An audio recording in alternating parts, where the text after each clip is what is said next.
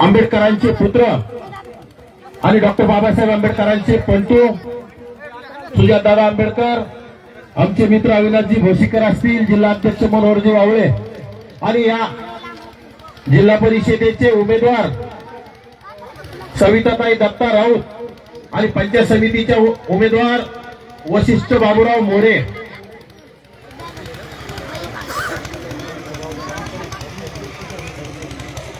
आणि दुसऱ्या पंचायत समितीच्या उमेदवार महानंदाताई बाबूराव हरबडे आणि या भागातून आलेले सर्वच श्रद्धे बाळासाहेब आंबेडकरांना मानणारा बहुजन समाजातील आता बंधू आणि भगिनींनो, बांधवांनो, गेल्या अनेक वर्षापासून ओबीसी बहुजनांना सत्तेमध्ये जाण्यासाठी कुणीही वाटा देत नव्हतं. परंतु श्रद्धे बाळासाहेब आंबेडकरांनी जेव्हापासून वंचित बहुजन आघाडी नावाचा पक्ष स्थापन केला तेव्हापासून माळी, धनगर, सुतार, सोनार, लोहार, कुंभार, बौद्ध, मातंग, 18 जातीतील 12 बलुतेदार, 18 बलुतेदार या लोकांना सत्तेत जाण्यासाठी उमेदवारी देण्याचं काम पक्ष करत असतो. आदरणीय बाळासाहेब आंबेडकर जाणीवपूर्वक ओबीसी आणि बहुजनांना उमेदवारी देण्याचं काम करताय. परंतु गावगाड्यातील 12 बलुतेदार, 18 बलुतेदार हे लोक आजपर्यंत प्रस्थापितांच्या कुठतरी भूलतापांना बळी पडून त्यांच्या पक्षांना मतदान करत आपल्या पक्षाकडे दुर्लक्ष करत आले. परंतु बांधवांनो, गेल्या 2-3 वर्षामध्ये आपण अनुभवलंय. खरं तर विशेषतः ओबीसी बांधवांना मला कळकळीनं सांगायचंय, गेल्या 3 वर्षापासून ज्या लोकांना तुम्ही ओबीसी आमचा डीएनए म्हटले आणि आमचा ओबीसी डीएनए म्हटल्याच्या नंतर तुम्ही त्यांना भरभरून मतं दिल्याच्या नंतर तुम्ही त्यांनी तुमचं आरक्षण संपवण्याचा घाट घालण्याचं काम सुरू केलं. तुम्हाला जर फक्त ओबीसी आमच्या डीएनए म्हणत असल्यावर तुम्ही मतदान करत असाल तर गेल्या 2-3 वर्षामध्ये तुमचं आरक्षण जात असताना ओबीसी आमचा डीएनए म्हणणारे तुमचं आरक्षण वाचवण्यासाठी रस्त्यावर आले का?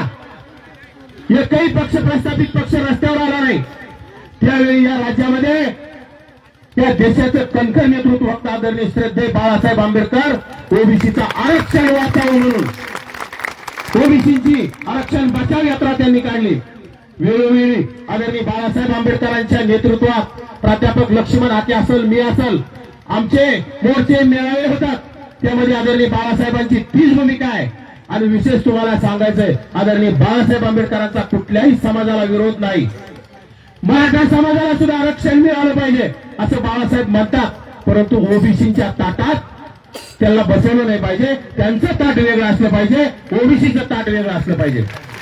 गरीब मराठ्यांना नक्कीच आरक्षण मिळालं पाहिजे आम्ही सुद्धा म्हणतो.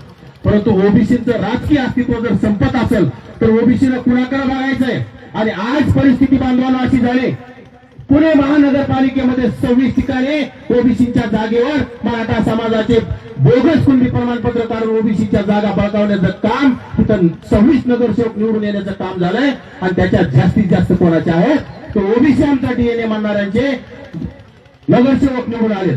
आणि ते नगरसेवक गरीब घरातले नाहीत. त्यांची संपत्ती 10 कोटी, 15 कोटी, 20 कोटी, 25 कोटी ही रेकॉर्डली आहे. म्हणजे आमदारापेक्षा जास्त संपत्ती आहे. मग हे सरकार ओबीसीचं नाही, ते धनदांडग्यांचं सरकार आहे. हे प्रस्थापित पक्ष ते तिकीट फक्त धनदांडग्यांना देतात. फक्त आपल्यासाठी वाली कोण असेल तर श्रद्धेय आदरणीय बाळासाहेब आंबेडकर. त्यामुळे माझी माळी, धनगर, वंजारी, बंजारा, सुतार, सोनार, लोहार, कुंभार, बेरड, बेडर, रामोसी, मुस्लिम, नाभिक, बौद्ध असेल, मातंग असेल, याला येणाऱ्या काळात जर संविधान वाचवायचं असेल, तुमचे अस्तित्व टिकवायचे असतील तर वंचित बहुजन आघाडीचे जिथे जिथे उमेदवार असतील, आता ह्या आपण मंगळूरमध्ये सभा घेतो ह्या जिल्हा परिषद सर्कलचं, तर मला तर वाटतं आज तुमच्या उपस्थितीनुसार नक्की आपले उमेदवार विजयी होणार आहेत.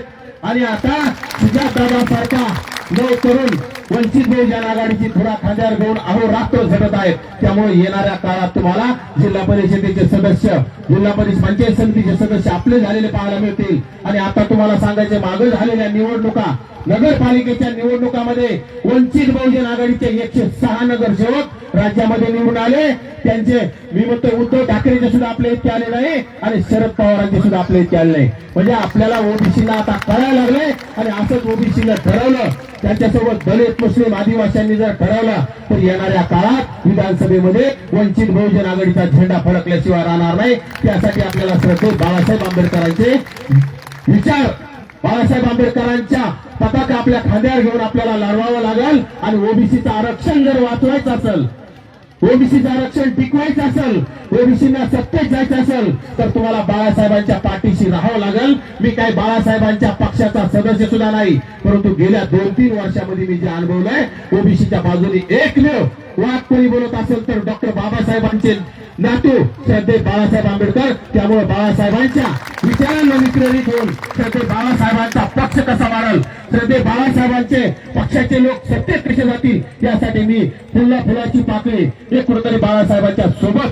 बाळासाहेबांच्या विचारासाठी आम्ही लढत आहोत आणि लढत राहू. त्यासाठी आपल्या भागातले उमेदवार मंगरुळ जिल्हा परिषद गटाचे सौ सविता दत्ता राऊत आणि पंचायत समिती गणाचे वशिष्ठ मोरे आणि महानंदाताई बाबुराव हरबडे यांना प्रचंड मताने विजयी करायचे.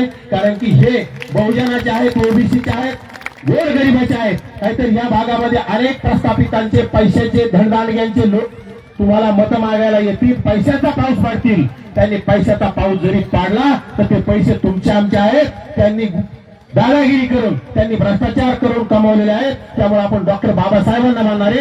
बाबासाहेबांनी अदानी अंबानीला 1 मताचा अधिकार दिलाय, तुम्हाला सुद्धा तोच अधिकार दिलाय. त्यामुळे त्यांनी काही कशाचा आधी दाखवलं तर त्याला भूलतापाला बळी न पडता आपण ह्या उमेदवारांना प्रचंड बहुमताने विजय करताल अशी अपेक्षा व्यक्त करतो. आणि नक्कीच ओबीसीचं आरक्षण वाचवण्यासाठी आपण सर्वांनी ताकदीनं बाळासाहेबांच्या पाठीशी राहावं अशी कळकळीने आपला विनंती करतो आणि माझे 2 शब्द थांबवतो. धन्यवाद. जय भीम, जय ओबीसी.